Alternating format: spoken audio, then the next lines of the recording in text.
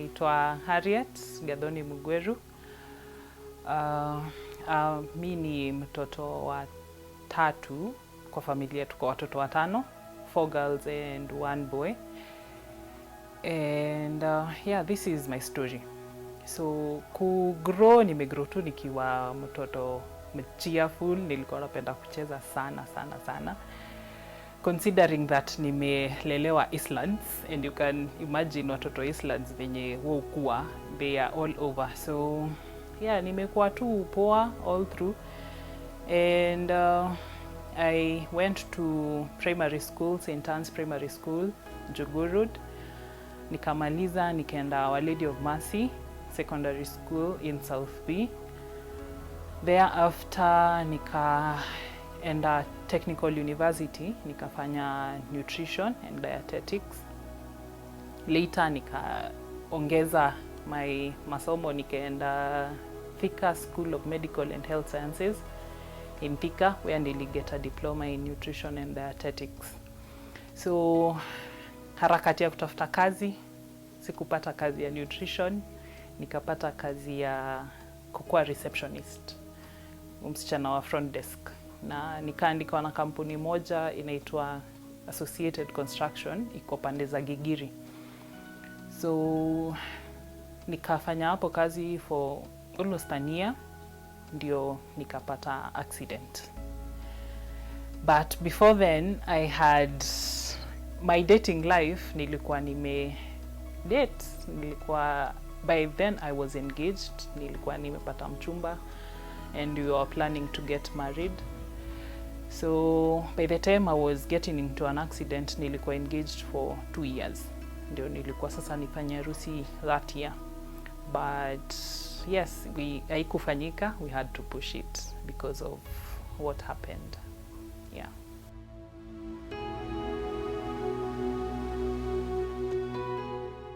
Iyo siku ilikuwa siku tuka ya kawaida. Then sikuwa ninakaa penye kwa my mom, nilikuwa nimetoka kwa my sister. So nilikuwa nakaa huko during the weekday, ndio nakuja home weekend, niende church, then I go back. So nilikuwa nimetoka Gigiri where I used to work, nikafika town. Kufika town nikajiambia na need to get blouses za job, na nikienda penye nilikuwa niende kuzinunua nika notice hivi sasa niko nayo, acha nisitumie kushop, acha nirudi tu nipande gari niende home. So kufika kwa stage, basi yenye ilikuwa hapo ilikuwa half full, ilikuwa imepata watu.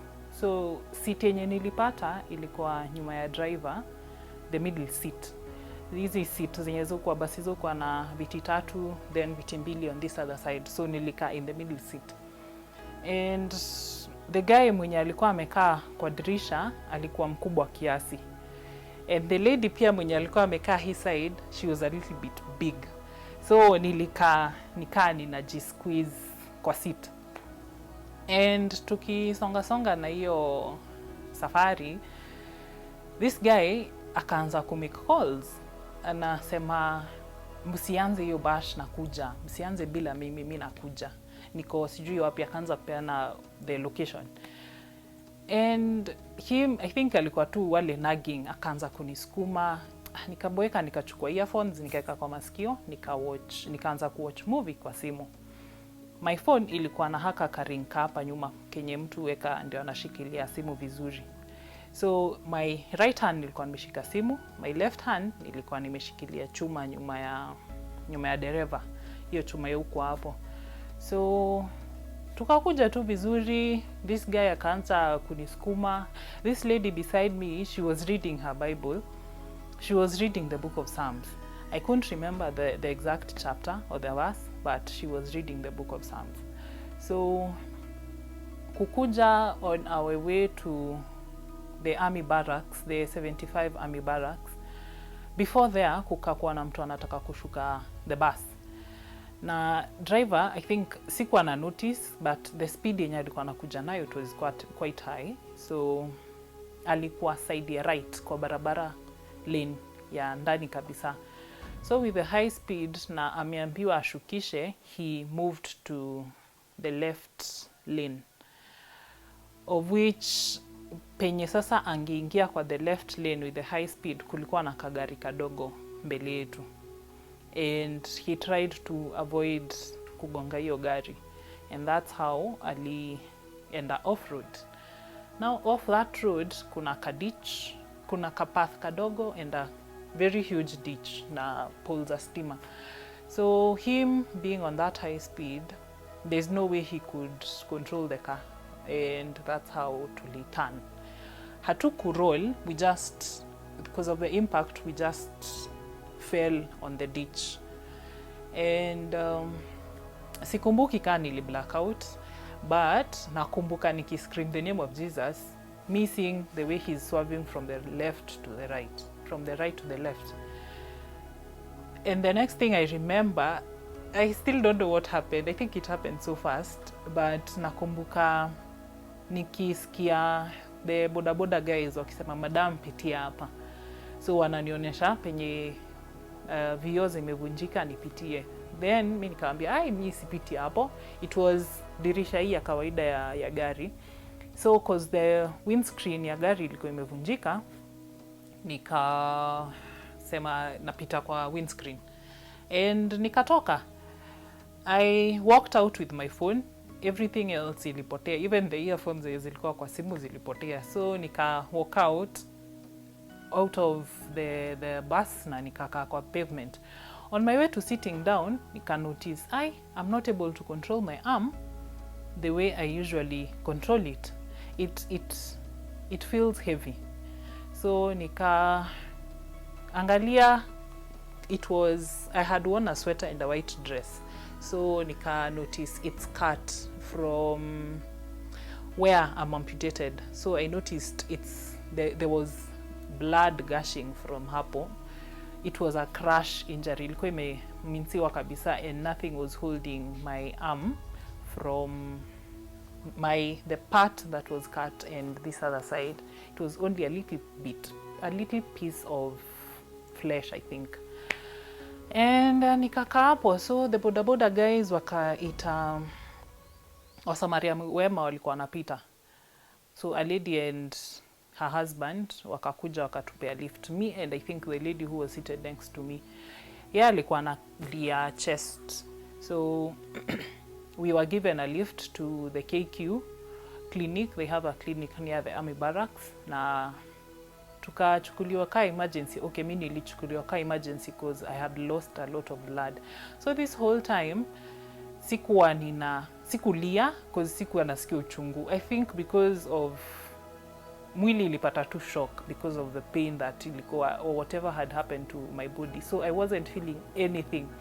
So on my way there I was screaming, not because I'm feeling pain, but because I'm seeing mkono yangu kenye inafanyika. Naona venye damu inarusha. So tukiwa hapo nikapigia my husband, who is now my husband, then he was my fiance. Nikampigia nikamwambia, babe, nimepata accident. Na akaniuliza, umepata accident? Yeye alikuwa expect na mpigia nimuitishe fungo za nyumba. So nikamwambia nimepata accident, akaniambia sema ukweli. Hakuwa naamini venye unaweza kuwa umepata accident and you're still making these calls. So nikapatia the lady who was mwenye alikuwa ametupatia the lift. Nikampatia akamwambia, it's true, the person who is here amepata accident na hayuko poa, so you'll have to come to the KQ clinic immediately. Kwenye alikuwa, he is an evangelist in the Anglican church, so alikuwa na class hiyo time. So aliacha na class, akachukua bodaboda and he came.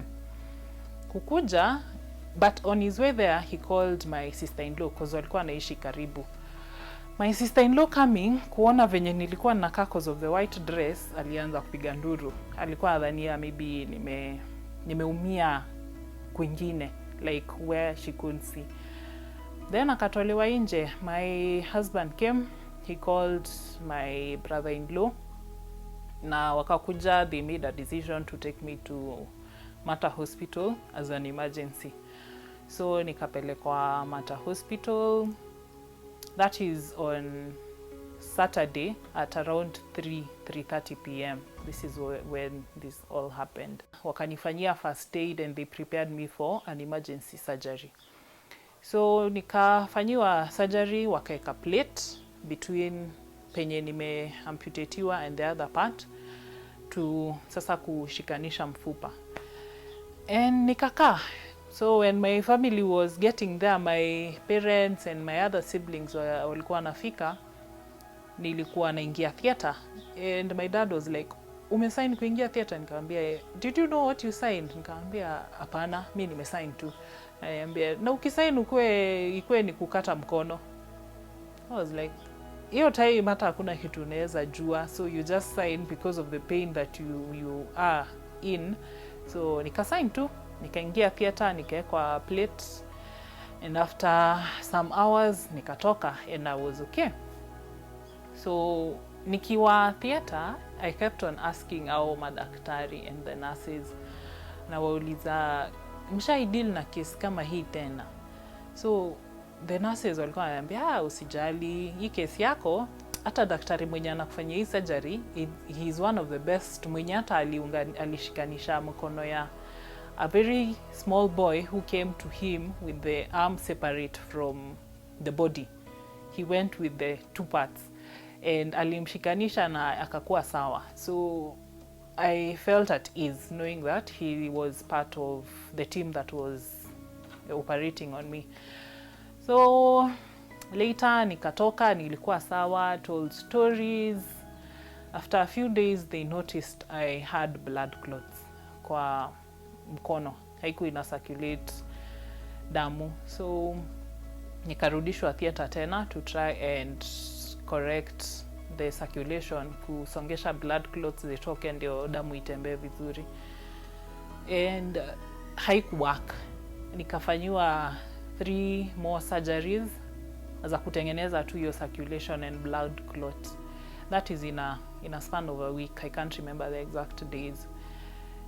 And this whole time, mi niko tu sawa. I know because of the assurity that I was given, nilikuwa najua, mi nitakuwa sawa. Hata kama mkono itakuja ikuwe crooked, I'll still have my hand. At this time, as I told you, I was engaged. So mi nilikuwa nalilia tu mkono ya kuvaa pete, because nilikuwa najua I'm getting married and I'll need to put a ring on my finger. So nikiwa kwa one of the surgeries, another lady, her name is Ngesa, akaniambia, you don't worry, this guy kama anakupenda na amekuwa hapa till now, he is not going anywhere. And the main doctor who was operating on me that day, he came and said, he heard what I was asking, and he said, Harriet, if this guy loves you, hata kaa nikuweka kwa kidole ya miguu, hiyo pete ataiweka kwa kidole ya miguu. And yeah, so hizo ni 4 surgeries, nikafanyiwa in a span of 1 week, nikaongezewa damu like 9 pints. Mata really tried to do their best in saving my arm. Na there's even a day nilikuwa na dressiwa 24 hours hourly. Nilikuwa na dressiwa na ekwa like a hot cloth kufunika mkono, ndio ni kama ikipata joto damu itatembea. So that night the doctor came, akaniangalia, walikuja na nasi. So akienda nikasikia akisema, if this is not okay, then I think we'll have to consider amputation. Hakuwa anataka nisikie, alisema akienda, but nilisikia. So I called my brother-in-law. Nikamuuliza, mbona daktari anasema wana consider amputation? Then he was like, wacha nikuje niongee na yeye nisikie mbona anasema hivyo. So he came, wakaongea na yeye, and I think they were told whatever was happening to me.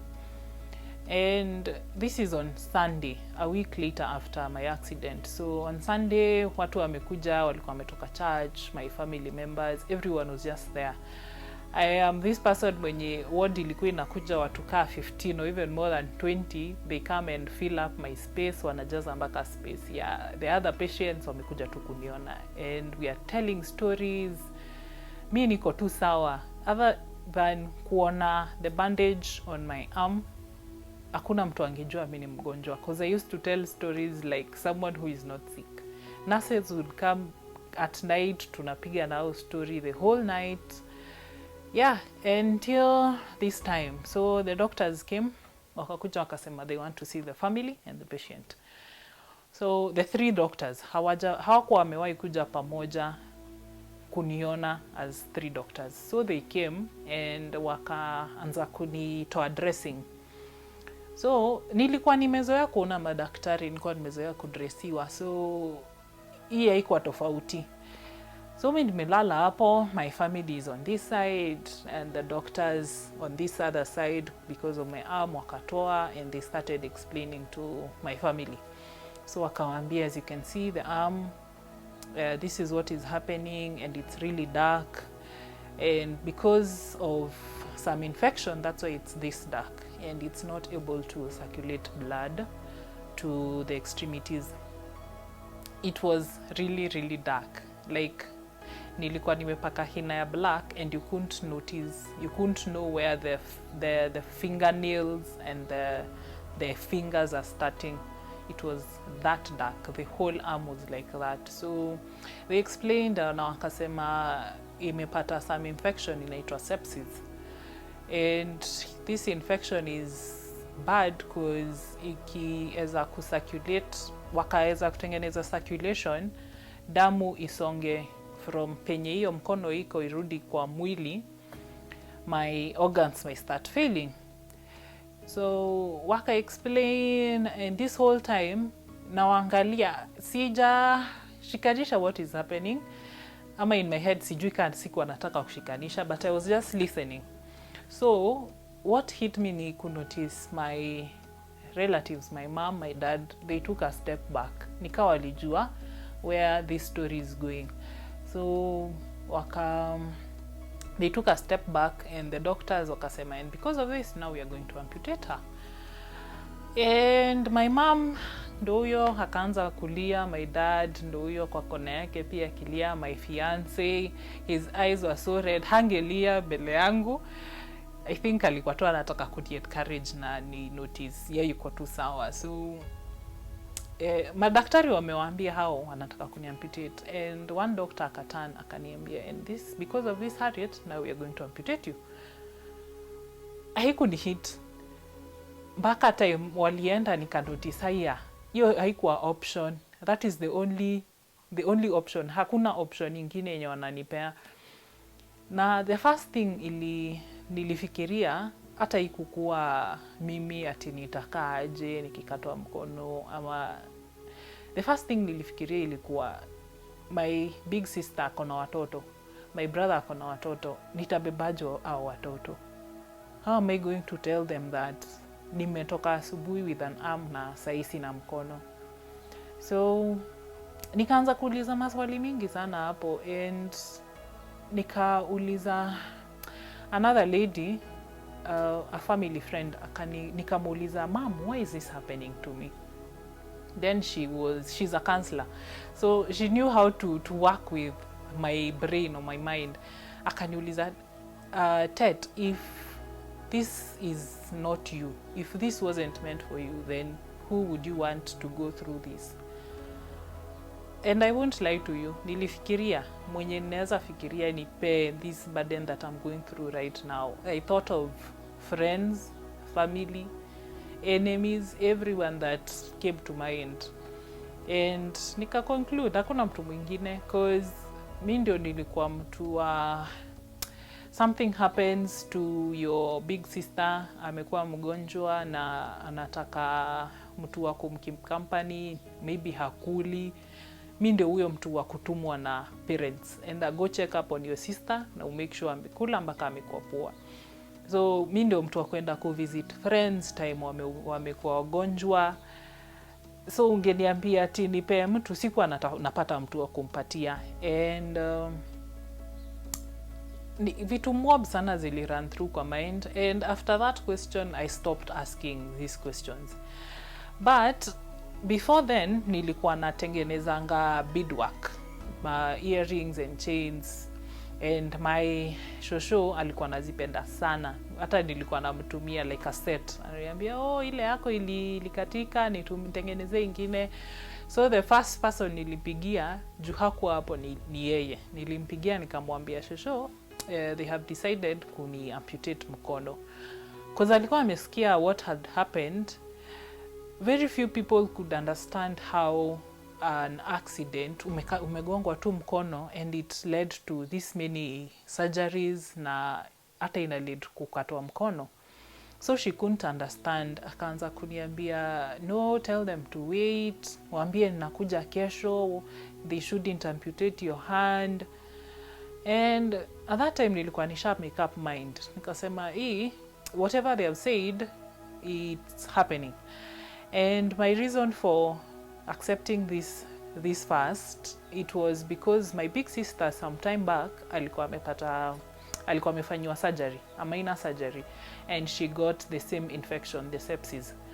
And this infection led her to HDU, almost ICU. So me seeing her in that situation, after kusikia mine is bigger than whatever she is going through, there's no way my family could go through that again. Singekubali ni mimi nitaput familia yangu through kenye tulipitia hiyo time because of my sister. So it was very easy for me to actually accept my arm to be amputated.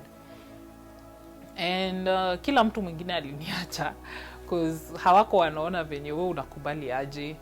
Like wewe ndio actually unafaa kuwa umekataa, sisi tukuku encourage ukubali tu.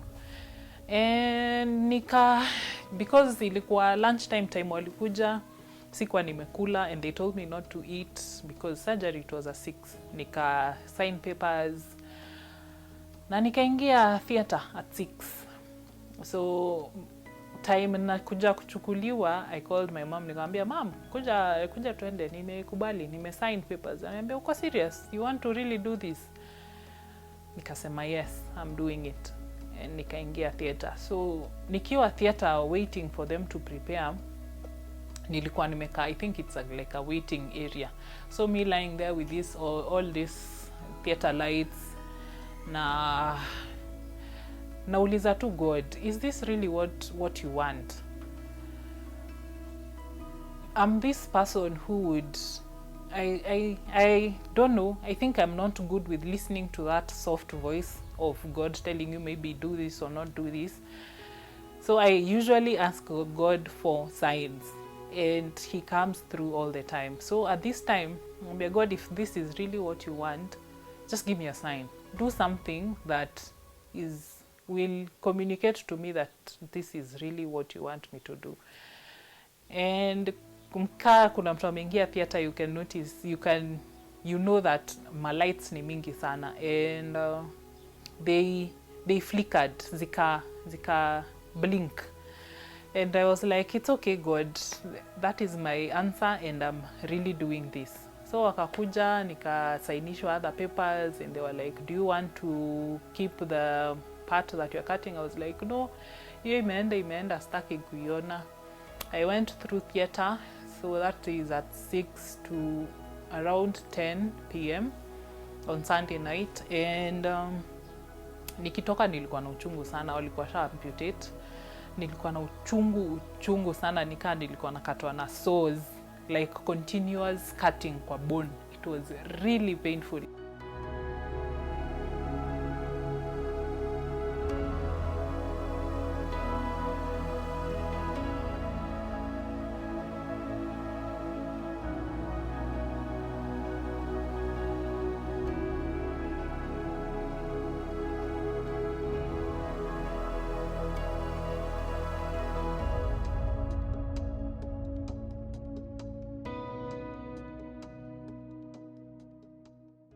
Time ya kudresiwa ndio nionekani natoka hospitali, wakakuja wakafungua, and the pipes, the drainers zenye walikuwa wameweka zikatoka na pass, and the doctors were like, this is another infection, hatuwezi kuacha uende hivyo. Tukikuacha uende, it may become worse na utarudi hapa kulazwa, so you'd rather ukae tu hapa, we treat you na uende ukiwa sawa. So nikadresiwa Thursday, Friday, moral haiku imeisha. I was still making jokes, I was still entertaining everyone who was coming there, cause wanakuja na woye mi niko tu sawa. And come on Saturday I was discharged from hospital. Nikaendelea tu ninadresiwa and I gained my strength. So this is all happening in March, and I stayed home after my hospital. I stayed home in April, the whole of April, and I went back to work in May. So my bosses then, they were very, very accommodative, and waliniallow nikuwe naingia a little bit late and natoka mapema. So nilikuwa naingia I think 9 na natoka 1, 2, because I used to even go for some dressings za wound bado haiku imeheal. Ilikuwa tu poa, but what I remember, the first day of me going to work, my brother-in-law dropped me in the morning. Akanipeleka mpaka kwa ofisi. And in the afternoon, my sister told me, ikifika time yako ya kutoka, niambie nikurequestie Uber to bring you home. And I knew I had to face this monster, this fear that I had inside me before everyone else could like push me to face it. Maki, this whole time that nimekaa home, anywhere that I used to go for dressing, for maybe to follow up on the police and the case, nilikuwa naenda na taxi. So sikuwa nimewahi panda matatu. So in the afternoon nikafika and nikapanda matatu. I covered myself really nicely, me with my arm really big and bandaged. Nikaingia kwa matatu and nikafika kwa nyumba, and my sister was like, okay, umefika aje? Nikamwambia nimepanda matatu. And she was like, are you serious? Unapanda aje matatu na hiyo kidonda? Hauko unaogopa unaweza gongwa? I was like, I needed to do this, so wacha tu niifanye. And they knew whatever I put my head to, lazima nitaifanya. So ikakuwa trend. Nilikuwa napelekwa asubuhi, jioni, Uber at times, friends would drop me and I could get a matatu. But this whole time I never came to my mom's place. Nilikuwa nakuja na taxi ama my sister. So I never ever came to my mom's place because my sister anaishi a different place. So when the time came ya kuja kwa my mom with a matatu, I had to call my fiance from work. Akuje tupande na yeye bus. I come squeezing his hand the whole way mpaka penye nitashukia, and kufika the exact same spot, I think nika roho ushuka inafika huku kwa magoti. I feel so tensed. Okay, I used to feel so tensed. And with no time, nikazoea tu. Still sikuwa nakaa home hiyo time sana. Nilikuwa nakaa kwa my sister. Nikazoea tu polepole. But still to date, bado siwezi kaa my left side in a bus. I'd rather wait for another bus to come and wait until ipate watu. Juu hiyo side naonanga nikaa niko prone kuanguka sana, cause matatu ulala sana na hiyo side. So yeah, with time nikazoea tu, and my family was really, really supportive. Walikuwa, if my fiance is not there to come with me to town or from town, my sisters would be there, my brother. Everyone was just supportive. This whole time, I wouldn't say there's any specific person mwenye hakujitolea on my behalf. Niliona friends who wenye hata you wouldn't believe that they are called your friends. They really came through for me, because hiyo time nikiwa Mata, I had nilikuwa na deni ya hospitali because of the surgeries. They were really expensive. And my sisters wakahave kuchukua loan, my brother, my parents bote wakachukua loan, and bado haingefika hiyo pesa. So they organized Harambee without me knowing. I think ndio nilikuwa naenda kutoka hospitali. So they organized the harambe, and mi nikiwa kwa nyumba nauliza, where are you going all of you? Wananiambia tunaenda church, kuna harambe ya ku collect do. So nikauliza kwani ni how much? I think by then it was more than 2 million. Na I smiled because in my head I was like, this is not happening. 2 million? Ile kanisa yetu venye naijua na marafiki, haiwezi fika. And they left. Kufika, by the time the harambe was starting, my small sister mwenye ananifuata alikuwa ananipigia ananiambia, Tet, if you see the guys that are here, if you see everyone, parking imejaa, kila mtu amekuja, M-Pesa huko ni kulia tu, zinalia tu. And in no time before waseme harambe inaisha, like walikuwa shafikisha na wakapita. Then my sister calls me again and she's like, Tet, if you have ever served God, this is the time that you're going to serve him, because whoever, tumeona Mungu. Kama uliwahi fikiria kwa jana na huyo Mungu, please think twice, because whatever he has done for you, it is, no one can do it. It's not even, you can't even think about it. It's something. Nimekuwa hospitali for 2 weeks. They have struggled with my bills for 1 week. Now this is the second week, and they plan a harambe in 1 week, and they're able to get 2 million. I was shocked. Baka nililia, I cried my eyes out where I was. And come to think of it, these are not my age mates. These are friends from my sister's friends, everyone else but my friends.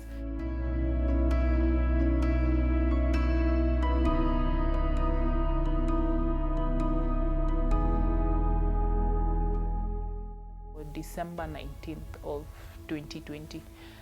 That's when he got married. So this whole time tunapanga harusi, watu wana come through too. Like someone would call you anakwambia, I heard you're getting married. Anakutumia kakitu, and you're like, okay. You don't know even this person. Maybe mulikutana tu na yeye once, but ana come through really, really good. And we did our wedding without any stress.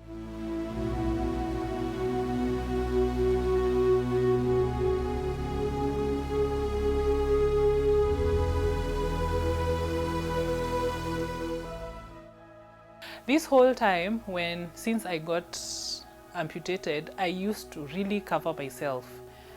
Nilikuwa ninavaa jacket, ninavaa scarf, ninavaa poncho, najifunika tu, cause sikuwa naibika, but sikuwa pia napenda venye watu wananiangalia, cause you'd walk in the streets, watu wanakuangalia zile za like, mpaka anatoka hii side anataka kuja hii side ingine kuona confirm kama ukweli hii ni jacket tu ama kuna mkono. And nilikuwa najifunika. I remember one time I talked to a counselor, akaniuliza, what is the greatest challenge that you are facing right now? Nikamwambia change of dress code, because at this time mimi nilikuwa mtu nitavaa t-shirt, nitavaa tu simple dress and I'd go. I really like dressing up, so me having to change my wardrobe to jackets, and not only jacket but jackets with pockets, so that I can put the dangling sleeve kwa hiyo pocket. Ilikuwa imenilemea. My wardrobe ilikuwa imejaa tu jackets. I never used to buy anything else. So 2019 nikamaliza nikivaa tu jackets. 2020 nikaanza kureduce. I could wear chiffon lakini najifunika. And when we got married, my fiance kept on telling me ati una need kuacha kujifunika. Kwani hao watu hakuna kitu watakufanya, hakuna place watakupeleka. You need to stop pleasing these people. Do whatever you feel right, because utajimaliza hapa na joto just because hutaki watu wakuone mkono. Venye tulienda honeymoon, it was really hot. So nilimuuliza, what do I pack? Akaniambia, you pack anything that you feel like. So nilipack everything else except jackets. and penye tulienda kulikuwa na joto, so I couldn't cover myself. Niliamua nikamwambia, you know what, this is the end of me covering myself. Hapa penye tuko hakuna mtu ananijua, watanijua sahi, so I'll be going out with vests, with t-shirts, with everything that I want. Wakitaka kuona mkono, actually that's a good thing, because as far as I know hakuna mtu mwingine hapa nimeona bila mkono. And I did that. Nikaanza kutembea hivyo from the beach to everywhere to the hotel, ningetembea hivyo. And we made friends because of me. Tungeenda, we are going for food and we'd be given something more. Naambia, pelekea madam. So I used to joke with my husband, nawambia, hey, babe, unajua unakuwa celeb hapa juu yangu, juu ya mkono yangu. And it's like, tuendelee tu hivyo hivyo. Tunatembea na yeye, like we'd go shopping, then you're given a discount because of me. So it actually felt really good. It's not like it was bad before, but this time, opening myself and showing guys the real me, it felt really, really good. Because before, mtu angekuja akumishandle, not knowing that hawezi jitetea. Unaweza jitetea tu na mkono moja, mnasukumwa kwa matatu, you can't pigania venye hao wengine wanapigania. But saa hii una notice kuna hiyo respect. And recently nilimwambia tu, aliniuliza, hii mkono ukaambiwa ni he grow, would you want it to grow it, but to grow the, okay, would you want the arm to grow back? I was like, hapana, mimi niko tu sawa the way I am right now. Sidhani I would want to go back to me having 2 arms. Whatever, I'm actually able to do everything. And for the past 2 years, I've done more than I did the past 27 years before I got the accident. Because the guys I've met, the people I've interacted with, the places I've visited, with me being an amputee, I sidhani being a normal person in quotes, I would have been to those places. So I am okay the way I am. I wouldn't want to go back. It's not because of the favors or everything or anything, but I think pia imenifungua sana sana sana. Time niliget amputated, nilijiambia, wow, this life is so short. Ni mimi nilikuwa hapa ninasema, "Hey mom, nimechoka leo, sitengenezi beads. Wacha nilale." And right now I can't even make them. So I said to myself, it's a high time. I will be doing whatever that my heart feels like. I will try new things each time that I'm able to try them. So ni kujichallenge tu kila time. Unaingia jikoni una notice nataka kula ugali. You have to find a way of holding that sufuria mpaka upike ugali na ive, then you eat. Because it's not, I am not this person wa kutegemea msi. Sijalelewa na house help wa kukuja kunifanyia vitu. I used to do my own things. So after 27 years ukikuja uniambie, now you're going to sit down, we are going to cook for you, wash for you. I refuse to do that. So me find tu a way ya kufanya everything that I'm able to do. What people don't get to know, it's the story behind. They only see what is there. They don't know the story behind, because tumetoka mbali naye. She was my friend, and I got married to my friend. And if I was to do it again, I'll still do it again, because she's different from many other ladies. And when you are discouraged, you don't get to know the walk, the journey ambayo mumetembea na this lady. They only see you as friends, maybe as as boyfriend and girlfriend, but they don't know the story behind that relationship. So for me, I don't think I did listen to anyone, because hakuna mtu ananijua vile mimi najijua. And ninaweza sema kuna wale walini encourage, also a lady who walked with me when she was in hospital, a lady who stood by my side. She is a counselor, and I think at that moment she was only in our family members, she was the only person who was insane, mwenye alikuwa in her right mind, ange to make a decision na angekuambia fanye hivi na ilikuwa inafanyika, because for us tulikuwa tumechanganikiwa at that time. And so kukuwa na yeye alinionyesha the other side, the better side of life, with her having Harriet with both arms, and even when she's having one arm. So having people like her also ilichangia mimi make a decision ya kuwa na yeye in life. What I can say to other guys, wasitoroke. This is a normal person. As my husband says, I wasn't getting married to your arm, nilikuwa nakuoa wewe, and it's not like you'll become less of a person. I actually do everything, mpaka kufua na kuosha nyumba. Don't ask me how, but I actually do it. It takes time. Hata kaa kufua nitafua the whole day, but I actually get it done. Nikitokea job nitapata chai ya saa 10, chai ya jioni, nitapata dinner iko ready. And I always believe kazi ni kugawana. Ile ambayo atashindwa kufanya nitafanya. Kenye inamata sana ni your support system, because I think I wouldn't be where I am without the support of the guys around me, my friends and my family.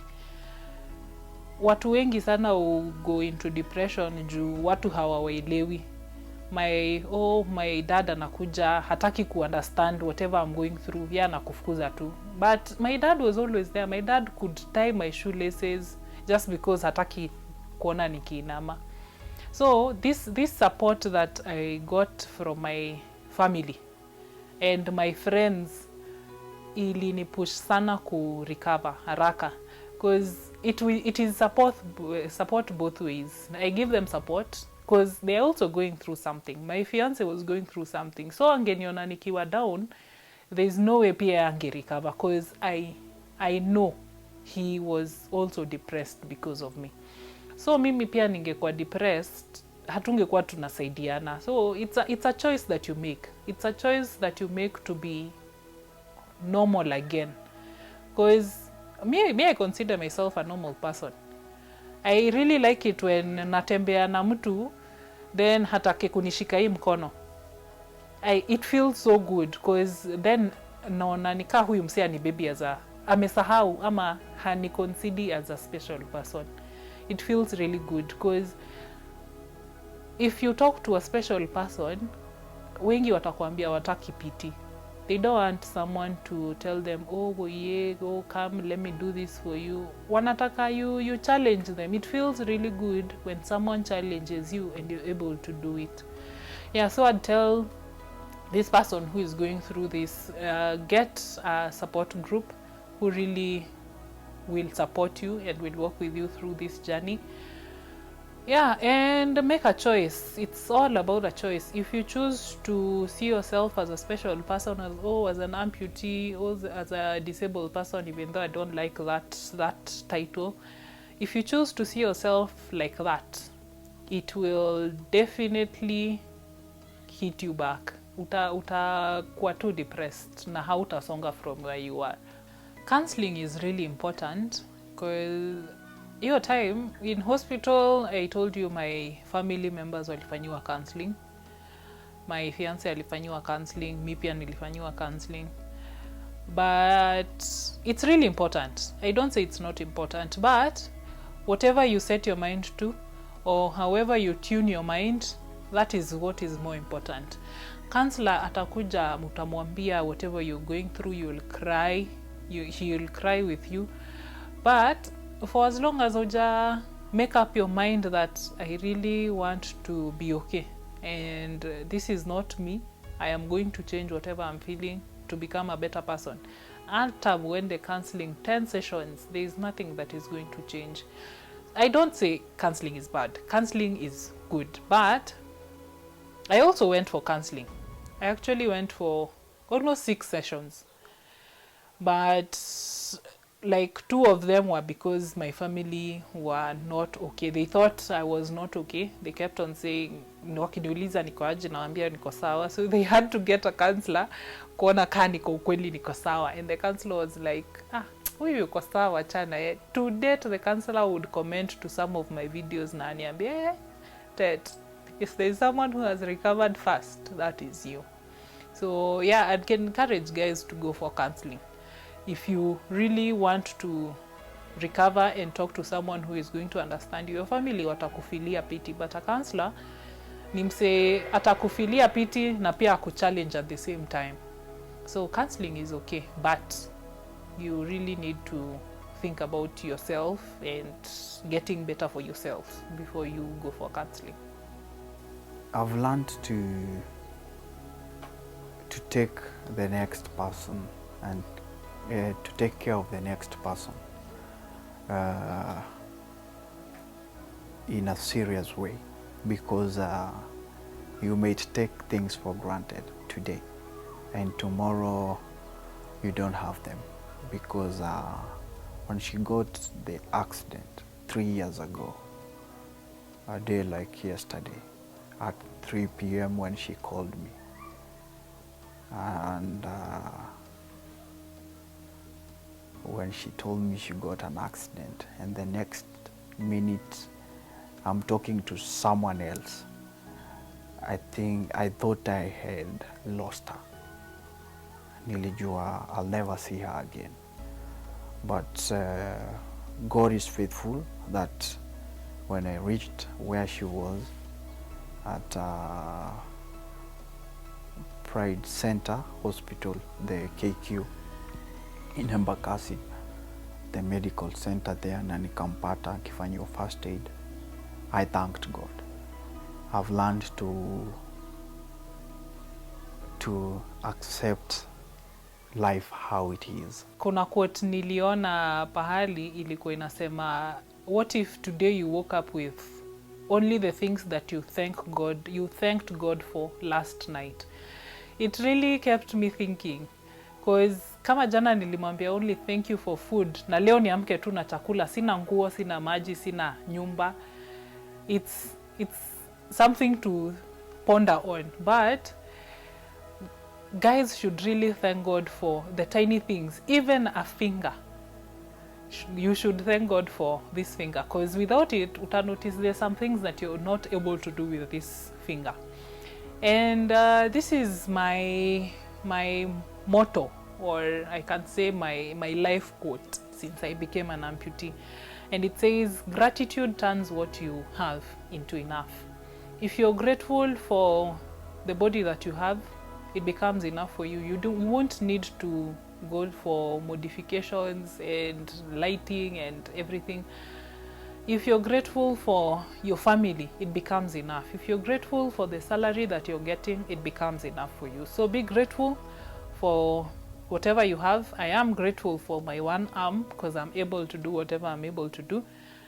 And it is enough for me. Nikki get the platform to go around and talk to people who are differently enabled and special people. I am in for it. Nitafanya. But at the moment, the only thing iko ni